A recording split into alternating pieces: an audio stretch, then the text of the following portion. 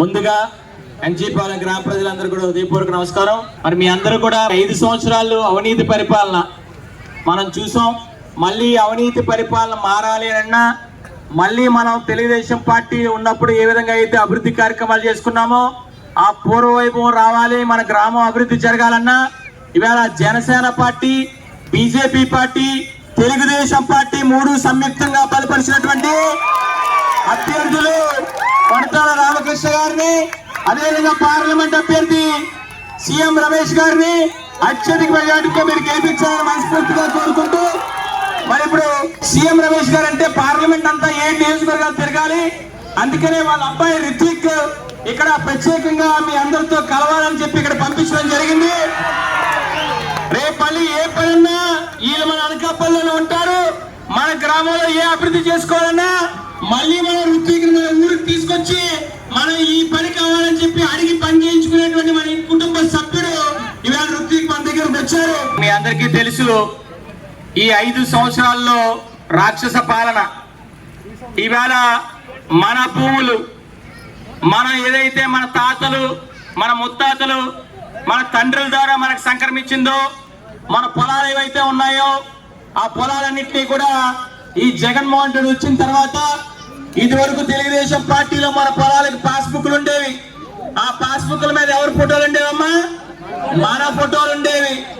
మన తాత ఫోటో అయితే తాత పేరు మీద ఉండేది, నాన్న ఫోటో అయితే నాన్న పేరు ఉండేది. ఇప్పుడు తండ్రికి ఇస్తే తండ్రి ఫోటో ఉండేది, కొడుకు ఇస్తే కొడుకు ఫోటో ఉండేది. కానీ దౌర్భాగ్యం ఏంటంటే ఈ 5 సంవత్సరాల్లో మన తాతలు, మన నాన్న ఇచ్చిన భూమికి ఎవడ ఫోటో ఉంది? జగన్మోహన్ రెడ్డి. ఇవాళ జగన్మోహన్ రెడ్డి వాళ్ళ ఆస్తికి ఆయన ఫోటో పెట్టుకోవచ్చు, కానీ మన ఆస్తికి ఆయన ఫోటో ఎలా పెడతారమ్మా? అదే పద్ధతేనా? రేపు పొద్దున అంతేకాకుండా మన భూముల్ని సర్వే చేస్తారట. మన భూమిని సర్వే చేయమని మనం అడగలేదు. మన భూమి ఎకరా భూమి మనమే దున్నుకుంటా ఉన్నాం. మన 2 ఎకరాలు అంటే మనమే దున్నుకుంటా ఉన్నాం. అందులో పాడి సంపద, మన ఆవులు కానీ గేదెలు కానీ మనం పెంచుకుంటా ఉన్నాం. కానీ 2 ఎకరాలు ఉంటే 40 సెంట్లు, 5 ఎకరాలు ఉంటే 80 సెంట్లు. ఈ భూములన్నీ ఎవరి పేరు మీద వెళ్తున్నాయమ్మా? వైఎస్ఆర్ పార్టీ నాయకులందరూ కూడా వాళ్ళ పేరు మీద పాస్బుక్లు చేయించుకుంటా ఉన్నారు. అంటే మన ఎకరా భూముల 25 సెంట్లు ఈ మన భూమి, మన పొలం, మన తాతిచ్చిన పొలం, నానిచ్చిన పొలం, ఇది తర్వాత ఎవరికి దక్కాలి? మనకి దక్కాలి. మన భూమి ఈ వైఎస్ఆర్ పార్టీ నాయకులు దోచుకోకపోతే చూస్తూ ఊరుకుంటామా?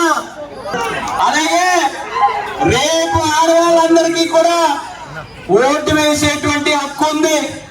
రేపు మే 13వ తారీఖున మనందరూ కూడా 2 ఓట్లు ఇస్తారు.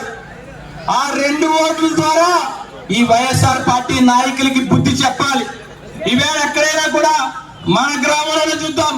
ఈవేళ ఎన్జీపాలెంలో ఎక్కడైనా రోడ్లు వేసిన పాపానుందా? ఆనాడు తెలుగుదేశం పార్టీలో వేసిన రోడ్లు తప్ప, ఆనాడు తెలుగుదేశం పార్టీలో కట్టినటువంటి మంచినీటి వాటర్ ట్యాంక్ తప్ప ఈ వైఎస్ఆర్ పార్టీ టైంలో ఏమైనా కట్టారా కొత్త ట్యాంకు? ఈవేళ మన పంచాయతీలకి మన డబ్బులు మనం ఖర్చు పెట్టుకునే వాళ్ళం మన సర్పంచుల ద్వారా. ఈ వైఎస్ఆర్ పార్టీ వచ్చి మన పంచాయతీలో ఉన్న డబ్బుల్ని ఈవేళ రాష్ట్ర ప్రభుత్వం జగన్మోహన్ రెడ్డి ఇంటికి పట్టుకుపోయారు. డబ్బంతా కూడా మన గ్రామంలో ఉన్న డబ్బంతా కూడా మన గ్రామంలో పొదుపులకు ఇచ్చే పరిస్థితి కూడా లేదు.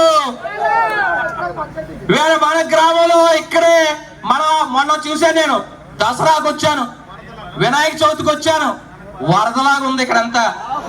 అవునమ్మా, పెద్ద పొయ్యిలాగా ఉంది ఇక్కడంతా. ఇక్కడే మన ఈ స్థలంలో మనమేమో దసరా నవరాత్రులు చేసుకున్నాం, కానీ వెళ్ళడానికి దారి చూస్తే దారి లేదు. అరే నువ్వు చిన్న గ్రామంలో ఒక రోడ్డు వేయలేకపోయావు, నువ్వే ముఖ్యమంత్రి అయ్యా అని అడుగుతా ఉన్నా నేను. అనకాపల్లి నియోజకవర్గానికి గుడ్డు వచ్చింది. గుడ్డు మంత్రి ఏమన్నాడు? ఏమయ్యా అభివృద్ధి చేయాలా అంటే, ఇప్పుడే కదండి గుడ్డు పెట్టింది, టైం కావాలి కదా పొదగడానికి అన్నాడు. అరే జనాలు అనుకున్నారు ఈయన ఏదో పొదిగితే మళ్ళీ ఇంకో కూడొస్తుందేమో అనుకున్నారు. కానీ గుడ్డు పగిలింది పాపం. ఆమ్లెట్ వేసుకోవడానికి కూడా అవకాశం లేకుండా పోయింది ఇవాళ గుడ్డుకి. గుడ్డు ఎక్కడ పోయిందమ్మా? అరే గాజువాక పోయింది. అనకాపల్లి ఎందుకు లేవురా గుడ్డు అంటే, అరే పొదగలేని గుడ్డు పగిలిపోయింది అందుకని గాజువాక పోయాను. అరే పొదగలేని గుడ్డు అనకాపల్లిలో పొదగలేని గుడ్డు గాజువాకలో పొదుగుతుందా? ఎక్కడా పొదగదు ఈ గుడ్డు. ఇలాంటి గుడ్డులందరినీ పోగేసుకొని ఆ గుడ్డు కూడా ఆ పరదాల చోట్ల ముఖ్యమంత్రి బయటికి రాకుండా పరిపాలన చేస్తా ఉన్నాడు. ఆయన అనకాపల్లి వస్తే చెట్లు కొట్టేస్తారు, ఆయన హెలికాప్టర్ మీద వెళ్తే కింద ట్రాఫిక్ ఆపేస్తారు. అదేంటంటే హెలికాప్టర్ మీద వెళ్తే ట్రాఫిక్ ఎందుకు ఆపడం అంటే కింద నుంచి పేల్చేస్తారేమో అంటున్నారు. అంటే ఇంత భయపడే ముఖ్యమంత్రి ఎందుకయ్యా పరిపాలన చేయడం? ఇవాళ ఒకటి చెప్తా ఉన్నారు వైఎస్ఆర్ పార్టీ నాయకులు, అరే మీరు తెలుగుదేశం పార్టీ మీటింగ్కి వెళ్తే మీ పథకాలు కోసేస్తామని. అరే మీకే పట్లోడు సొంతవరా బాబు అని చెప్పండి మీ అందరూ వైఎస్ఆర్ పార్టీ నాయకులు. ఎవరికి ఇక్కడ ధైర్యం లేదు, మన పథకాలు తీసే దమ్ము ధైర్యం ఎవరికి లేదు. ఈ మీకొచ్చే పథకాలన్నీ కూడా ఎవరి ఇంట్లో సొమ్ముతో ఇస్తున్నారు? జగన్మోహన్ రెడ్డి ఇంట్లో సొమ్ముతో ఇస్తున్నాడా? ఈవేళ మన ప్రజల తాలూకా సొమ్ము, మన పన్నులు కట్టే సొమ్ముతో ఈవేళ మన పథకాలు ఇస్తా ఉన్నారు. మీకు వచ్చేటువంటి పథకాలన్నీ కూడా యథావిధిగా రేపు తెలుగుదేశం పార్టీ అధికారంలోకి వచ్చాక కూడా మీ పథకాలు కొనసాగుతాయి. ఏ ఒక్క పథకం కూడా ఆగదు. అంతేకాదు మరి మీ అందరికీ తెలుసు ఆడవాళ్ళందరూ ఉన్నారు.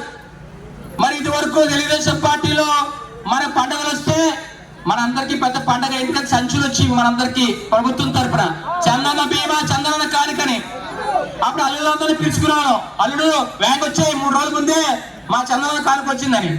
ఈవేళ జగన్మోహన్ రెడ్డి వచ్చాక అల్లుడు ఫోన్ చేస్తే అల్లుడు ఫోన్ బాగాలేదు, సిగ్నల్ బాగాలేదు, తర్వాత మాట్లాడతావా అంటున్నారు.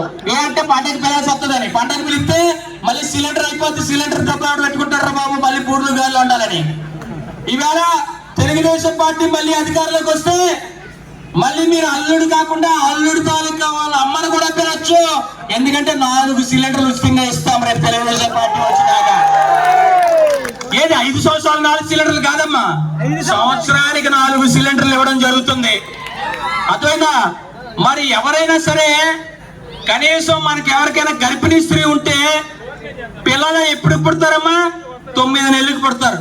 అవునా? 9 నెలలకు పిల్లాడు పెడతారు. కానీ ఈవేళ పరిస్థితి ఏంటి? ఈవేళ మన పెన్షన్లు ఆనాడు వైఎస్ఆర్ కాంగ్రెస్ పార్టీ హయాంలో 2000 పెన్షన్ 3000 చేస్తా అన్నారు. 3000 ఎన్ని నెలలకు తీశారు? 5 సంవత్సరాలకి పెంచుకుంటూ పోతాం అని చెప్పారు. మనం అలా చెప్పలే. తెలుగుదేశం పార్టీ రేపు అధికారంలోకి వచ్చిన తర్వాత జూన్ నెలలో 4000 రూపాయలు పెన్షన్ అవుతామా?